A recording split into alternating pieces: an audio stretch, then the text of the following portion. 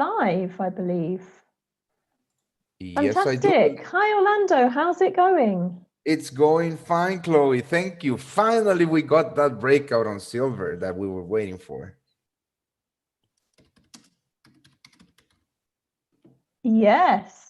Do you want to take a look at that, actually? Yeah, sure. Let's take Let's a look start at with that that. one. Let's start with that one. Cool. So I'll share my screen. Um, Let me know. I think everybody can see my screen, right? Yep, everybody can see my screen, I think. I think so, yeah. All right, so this is my trade in silver. Just to start off things, like I told you a couple of days ago, people, I was waiting for that breakout of the previous high, right? I could have taken the previous high here, but I already have placed my order and I didn't want to move it. So this is my overall chart in silver, right? And today we got that, we got Powell's, Fed Chair Powell speaking, right, out of Jackson Hole. So it's going to be a great day for us, I do believe, because, I'm expecting that he's going to talk about more stimulus and more purchasing, more debt purchasing from the Fed, from both sides, government and corporate debt, right? So that's going to push the U.S. dollar down if that is in fact what he says, right? But silver, let's talk about silver. So we were expecting this breakout from this big monthly level, right? And we had a big bullish close yesterday. That's one of the main things that I really like about this trade is that big bullish candle on the daily. Just take a look at how bullish yesterday closed in silver. So yes, and if we closed above the above the structure, right, above the white structures. So not only we broke with this flag, but we closed above that white structure. So that to me is extremely bullish. So, and by looking at the candle, we closed almost at the daily high. So that's another bullish sign in my book. Right now, my stops are not a break even because we haven't hit the first target, which is these previous highs. Once we hit these targets, I'll move that to break even. But for now, and because we have a big day today, we might get some big swings to the downside before continuing to the upside here in silver. But I'm do expecting for on the midterm to test this zone right here, the 2939 level, which would be or where I am going to be looking really closely at how we are going to be adding on that silver trade, because on the long term, like I told you before, I am expecting uh, a retest of these highs on the 34 level. So I am still holding that trade for a quite a while now. Of course, that's scaling in and out of that position, just not holding it blindly. But patience pays off, right? And if you follow your plan and trade your plan and have patience while you do it, beautiful things happen, right? Definitely do. Yeah. So that's what I really liked about this trade, Chloe, is that we were, all the rejections that we were having here at this level. This is 4 hour chart. Well, why don't we look at the hourly chart to really see the choppiness around the 2620 level. So first of all, let's have a look at price action at these levels, right? Every time sellers drop price to the 26 to 2620 level, boom, we had a very bullish reaction.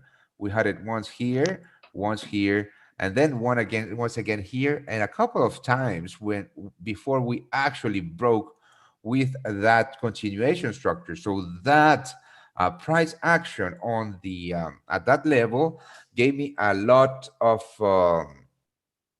uh, well, gave my trade idea much more probability of success, and it gave me a defined risk to take on this trade, right? Because if sellers were able to break with these lows and close below this level, my trade idea would no longer be valid, right? So I really like this position because it gave me a really defined area of risk versus a defined area of success, right, or profit. And like I said before, I mean, if we we have to wait how the because the Jackson Hole Symposium is all day long, and I'm not really sure what time Powell is speaking, right? But it won't be definitely at the beginning of the New York session. So let's wait and see how this how the New York session opens. Mostly on the USD, right? On the DXY, I'm going to be. Let's have a look at that too. I'm going to be looking very closely on that because we are at a very where are the commodities? It's here actually. No, it's not here. I think I have it on my equities. Yep, here it is. So we are at a at a very important level on the DXY. So this is a 30-minute chart. Let's go higher to avoid choppiness, right? And let's just look at some levels. Actually, let's leave that right there. Okay, let's just look at some levels. Right now, we are in the middle of in the middle of the range that we are currently trading, right? Very heavy level here, or very heavy level of resistance at the 93.40 level, but we are being capped to the downside by this previous base around the 98, 92.80. So what I'm looking at right now, it's bearish impulse with bullish corrections. So if we manage to do something like this, right? That's going to be very good for our silver long, and if or when New York opens, we manage to or price action manage to break with these lows, we will be setting us up for a very bearish day on the US dollar if Powell really comes through with more stimulus, and I think he will, because we've been we've been hearing nothing but more stimulus is needed to support the economy, and also more stimulus, more corporate bond or corporate debt buying by the Fed to support the market's liquidity at these levels. So I do believe that we are in for a bearish day on the USD. So that's about me on the US dollar and silver. Chloe, what are you looking at right now? Awesome stuff, Orlando. Well, you having an outlook on a bearish day for the US dollar bodes well for pretty much everything that I'm looking at, to be honest with you. I've actually got quite a few things that I'm looking at today. I'm just going to grab the screen from you, and seeing as you started off with silver, I'm going to start off with gold.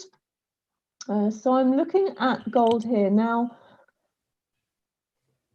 There is not a defined trend on gold at the moment, because what we have here actually is it's a bit of a chart pattern. It's not a very clean chart pattern, but we've got these lower highs and higher lows. So it's beginning to look a little bit like potentially even a symmetrical triangle pattern here. Now, of course, the closer price gets to the apex of that triangle, the stronger the breakout might be in either direction. Once that happens, at some point it does have to break out, and that breakout hasn't happened yet. Therefore, I can't at the moment clearly trade in any direction on gold. However, I can prepare myself.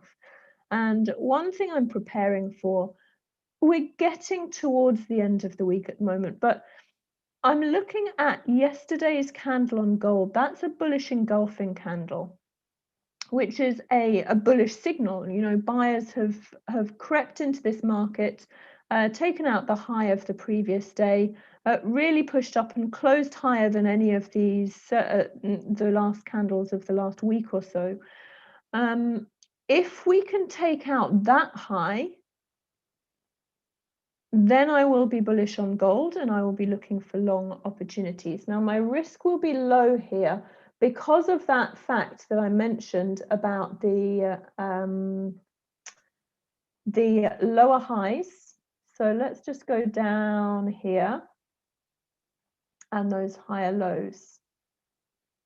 So what I would ideally like to see is a break and retest of that descending trend line there. So I'd like to see price come up, break yesterday's high, which pretty much means it will have to break above that descending trend line. But I would love to then see a retest of either the trend line or a retest perhaps of that weekly pivot, or a retest of one of those things, before then looking for a potential long opportunity. So that's what I'm looking out for at the moment. Now, that might not happen. Price could come down, break through these lows, and in which case, perhaps we start a new downtrend. But at the moment, the closest thing that I'm looking out for is that break to the upside based on yesterday's bullish candle. And I'm looking to potentially trade long again on gold. So that obviously does match with your bearish outlook, Orlando, on the Yes, it does. US dollar. And it pretty much matches as well. Let's not forget that gold and silver often track quite nicely together. Yes, And definitely. so the fact that you're bullish on silver bodes well for the fact that gold could potentially also yield some long opportunities as well. Yeah, and do you believe that, or do you think that gold is lacking, or not lacking, but yeah, I think lacking is the correct wording on this phrase that I'm about to say. It lacking on silver strength in the bullish side, in the sense that percentage-wise, right? It has moved. Silver has had a bigger move than gold yesterday. I think. Yesterday, yes. Yeah, I mean the move on gold yesterday wasn't huge compared to the move on silver. Let's just have a look. Yeah, so silver definitely was more bullish yesterday compared to gold, 100%. But Yeah. as you say, it does still leave opportunity on gold. So I'd say looking at both of those things to the upside is a pretty good thing to be doing at the moment. Yes, definitely. I do believe so. Yeah. So a couple of other things that I was looking at. I want to revisit dollar yen. The reason I want to revisit dollar yen, again, it's not necessarily because I'm planning to jump in right now, but I do Uh-huh. want to just revisit this. In order to do so, I'm going to remove some of this stuff that I have on here. Let's just get rid of that. So I'm just really going to be looking at the chart pattern. It's the same chart pattern I was looking at before. So if you remember from last week, I was looking at this as a head and shoulders, left hand Yeah, shoulder there, right head up in the middle there. And I was initially looking at that as the potential right hand shoulder. I So I got remember. in short on dollar yen. Anyway, what we now have is we have a further move to the upside, but that doesn't completely invalidate this pattern yet. Because what we could start to see is the right hand shoulder forming here instead. It's a messy right hand shoulder, Uh-huh. but still potentially valid. And so what I'm looking for is I'm looking for opportunities short still. For me, I really need to see price break out of this area. So it's trapped in between the monthly pivot and the weekly pivot. So I would never trade while price is in between the monthly and weekly pivot, so close together there. It could just bounce around there. And we have discussed actually on dollar yen that it has tended to make its move and then Yes. spend quite a few days in consolidation or sideways movements. And I definitely don't want to get trapped in any of that stuff. But if price does make it down beneath the weekly pivot, I'm going to be open to the idea of potentially looking at swing trading to the downside. And again, it's likely that I'll just keep my risk low, because the head and shoulders pattern itself is not fulfilled actually until the neckline is broken. So until price gets down to around this level, it's not in a downtrend yet.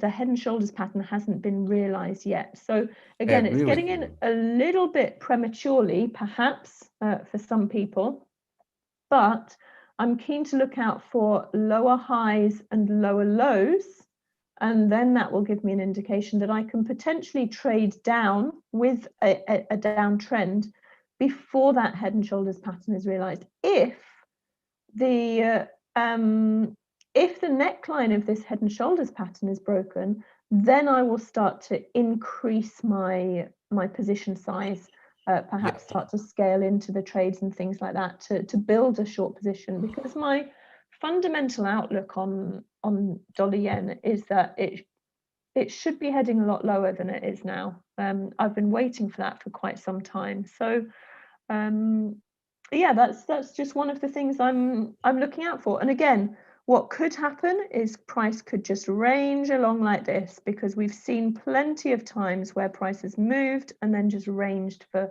quite some time, even a couple of weeks. So that wouldn't surprise me, but I'm just getting prepared in case we do see a break to the downside and a trend start to develop. I want to be ready to take advantage of that, basically. So that's another thing that I'm looking out for. And yesterday, Orlando, I was talking about Singapore dollar, and that's another thing that your bearish outlook on the US dollar is in support of. Exactly. Because I was talking about Singapore dollar to the downside. It did go to the downside yesterday. Of course, today is a new day, so I do have to still look out for my specific entry if I'm going to get into that short. But again, you know, I still see lower highs and lower lows on this 4-hour time frame. Hourly time frame looking a little bit choppy at the moment, and I don't really have a specific level to be trading from right now. But I'm still bearish on Singapore dollar. I'll still be looking out for potential short opportunities there. And then the last thing that I'm looking at, which people who tune into my Trader Talk radio sessions every day are probably sick to death of me talking about this currency, but it's the Aussie dollar. Let's have a look at that, because I've been looking at the Aussie dollar, and I can't make a decision on my bias, which is weird for me. But let's hear it out. Yeah, so I mean, basically, Orlando, what I'm doing with the Aussie dollar is I am simply following my trading plan. That's all I'm doing. So it's really no more complicated than that, because I can see here with the daily time frame, if we look at this, it does look sluggish. It does look, Yeah. if I just draw in the most recent highs and lows compared to down here, where we really had a strong move to the upside, a quick retracement, and then another move to the upside. Since then, price has been really struggling. It's barely making higher highs and it's barely making higher lows. It's really struggling. But the fact remains that it is still making higher highs and higher lows. And as a trend trader, my trading plan is to trade those trends until they end. So without any real complicated market analysis here, all I've been doing is trading this trend. So Yeah, I'm now in I can see that. three positions on Aussie dollar. I've been in and out of positions as well on the intraday time frames. And sometimes I do find myself getting into positions and thinking to myself, are you mad? Surely this must be over. But my trading plan dictates, and it's having a trading plan Yeah. and sticking to it that builds consistency as a trader. And it is only with consistency as a trader that we can become profitable and stay profitable. Yeah, I agree with you on that one. And through my experience of, 10 years of, more than 10 years of trading, I just know that to be true. So while some people might be thinking, goodness me, the Aussie dollar going long still, you must be mad, surely this trend must be over by now. I just know from experience that by following my trading plan and executing my strategy overall in the long term, I will make profit. And the fact of the matter is as well that if I were to have entered this trade here and been stopped out, I would still potentially be in the previous two trades. Even if I got stopped out of those two trades, my stop loss on both of them is in profit because I entered down here and down here. So Yeah. a loss at the end of the trend is by far outweighed by the profit that I make by trading every time I possibly can when the trend is earlier on in its infancy. So I agree with you on that one. Of course, what I'm looking for is I'm looking for another higher high here on Aussie dollar, and that will then give me permission to trade on the next retracement as well. But at the But it moment, is making higher highs, right? Even though it's not a very strong higher high, it is a higher high that we made on the 12th of August, for example. That one, exactly. yeah, this one here, exactly, and that's what exactly. It's not it didn't run a million miles first. It's just a slight higher high, but it is a higher high, followed by a higher low. So right now, with this move that we're currently seeing, all I'm waiting for is for that to take out this high here. That will then give me a higher high. It doesn't matter whether it comes up to there or whether it goes higher. Wherever it goes to, I'll simply be then looking for, first of all, obviously a place to take profit on this trade, because I would like to make that trade safe before getting in again. But then another potential entry opportunity could arise. And that's basically what I'm doing with the Aussie dollar. The other thing that I can't remember whether I mentioned in this show, Orlando, but Aussie yen was something else I was looking at. Oh, really? And I don't, yeah, I don't believe you mentioned it on the show, or maybe yesterday that I wasn't with you. maybe it's just been my income creator shows that I've been mentioning it on. But basically, my outlook on Aussie yen. I'm bullish because I'm bullish the Aussie, and I suppose I'm bearish on the Japanese yen at the moment as well. So it's a good cross pair to look at, I suppose, with my biases on each of those currencies. And there's been a clear level of resistance up here. Very, very clear level of resistance that price has really struggled against for a couple of beautiful months. flat triangle. Right, exactly. So that's the level of resistance I've been looking at. And now with the move that we saw yesterday and today so far on the Aussie dollar, that has actually broken through this level of resistance. Now it's not 100% out of the woods. We can see there's a wick of the candle just up here.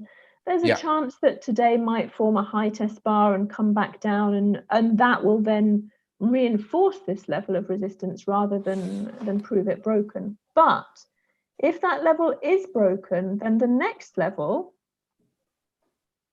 is around about here. That's the next level where we see some support in the past there. It's the next level of potential resistance. Now, in terms of a daily move, that's not very far away at all. But in terms of perhaps a lower time frame move, there's plenty of space there to trade up to that level. That's a cool 100 pips. Right, exactly. So it depends on which time frame we're trading as to what analysis is really useful.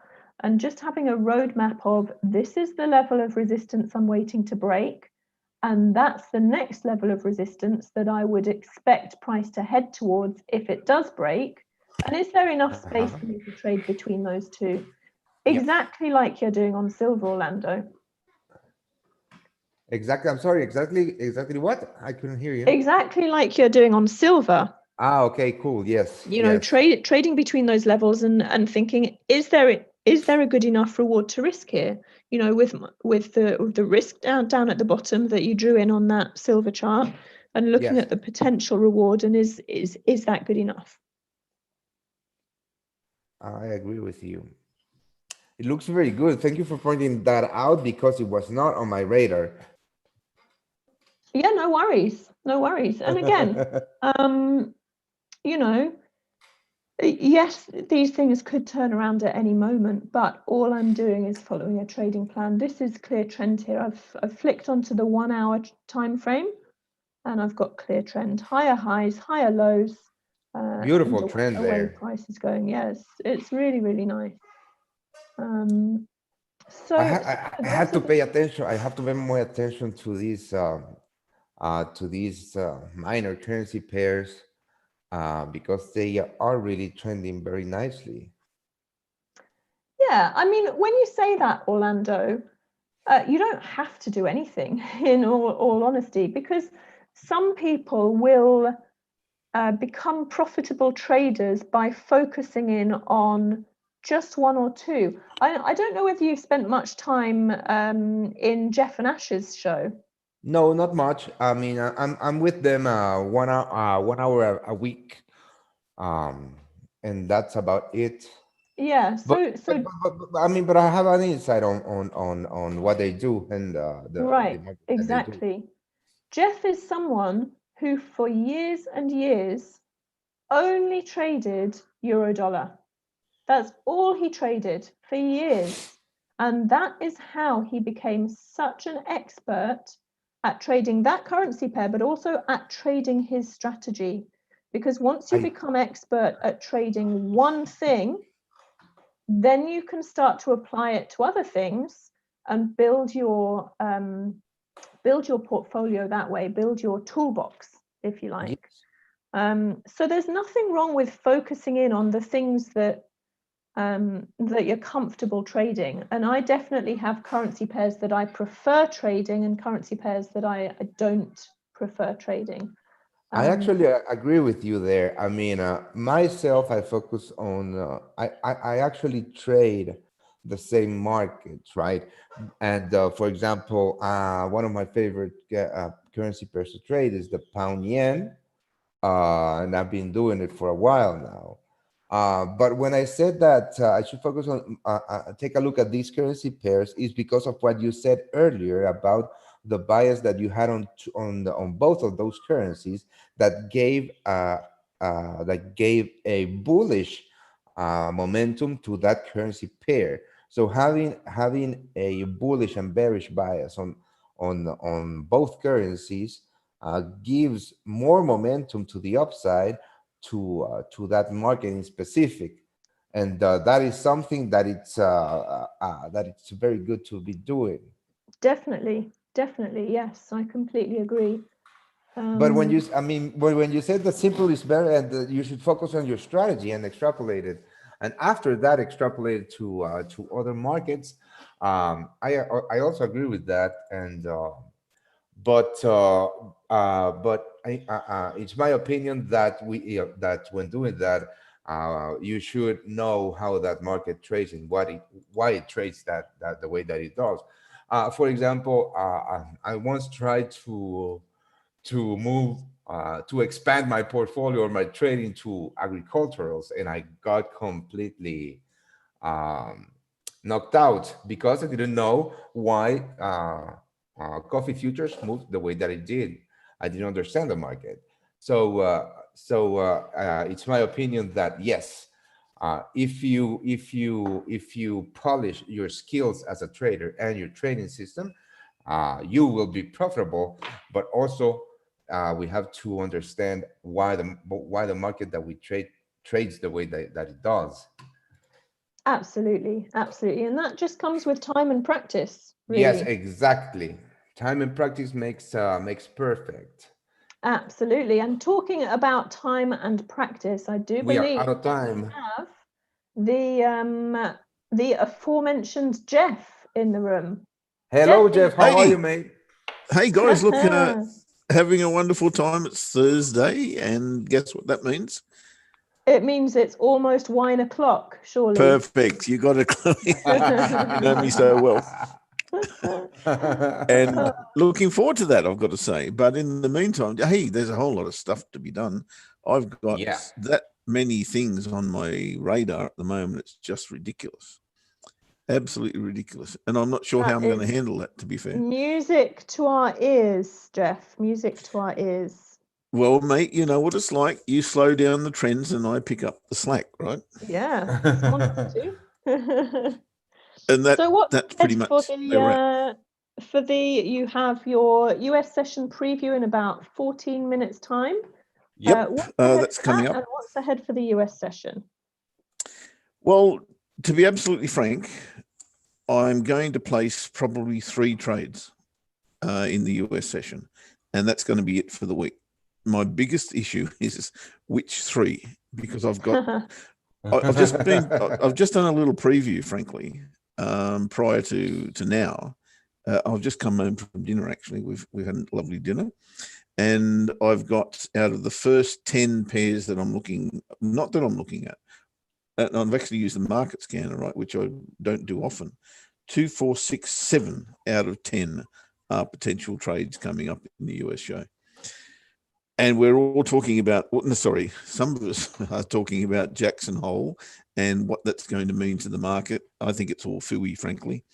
I don't see a real issue outside of COVID-19 that's going to push the market in a really meaningful way. So I'm more than confident that the positions that I'm going to take in that session are going to be okay. So I don't have a problem. Awesome. And I'll tell you what a wonderful thing today. Euro pound actually finally moved out of its comfort zone, and for I don't know how long we've been in that trade. Finally, we're now in a free Moving trade. lower. Took forever. No, we were not long. We were short. No, moving lower. Oh yes, moving lower. Sorry, mate. You speak a different language at times, as you know. There is nothing better than a free trade, right? Oh, nothing better. Absolutely right. That is some stress-free trading right there.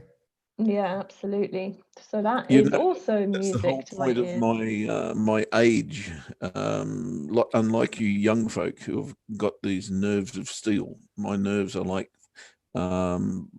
plastic, and I just can't stand the stress anymore. So the quicker I'm in a free trade, the better it is. I'm with you, Jeff. I don't count myself. Oh, but you're about to become a mumsy, Chloe. What other reasons?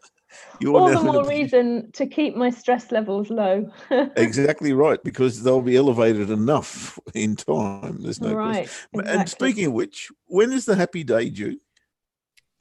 The happy little boy is due towards the end of October. Oh, so we're going to have a 2 months from now. Hang on a minute. Yeah. I'm just counting back. Barley, October. No, it happened before barley, right? I got it. It was anticipation of barley. Yeah. Yeah, end of October. So a couple of months. What a shame! What a shame we won't be celebrating that in Barley. Well, not for you, I'm sure. Well, yeah, I can't imagine giving birth in Barley. It was likely that I was going to be missing Barley this year. No, COVID. Highly likely. COVID. Yeah, highly likely, exactly. I did have obviously dreams of just coming along with newborn baby in tow, but perhaps unrealistic. Yeah, I think that was very ambitious, Chloe. But hey, the good part is that's been delayed, so you could have a little toddler at exactly. At the next time we actually get together. We shall see. Right, should on be in that note, Tasmania, Jess, frankly. I completely agree. The weather in Tasmania is going to be much more favourable for me. You bet. All right, I will let you guys go and get ready for my show. Yeah, we'll let you go. Yeah. Your show starts in 10 minutes time, so enjoy that, and we will speak next week. Thanks, mate.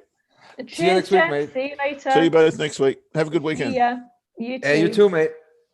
All right, so with that, we're going to draw our show to a close. Thanks, guys, for tuning in. Thank you, Orlando. Always good to catch up, and wonderful to have, I suppose, someone looking at different charts and looking at different things. But it's always nice to pick up, for example, your bias on the dollar index really helps to set things up for things that I'm looking at as well. So Thank you. I mean, it's the same for me, mate.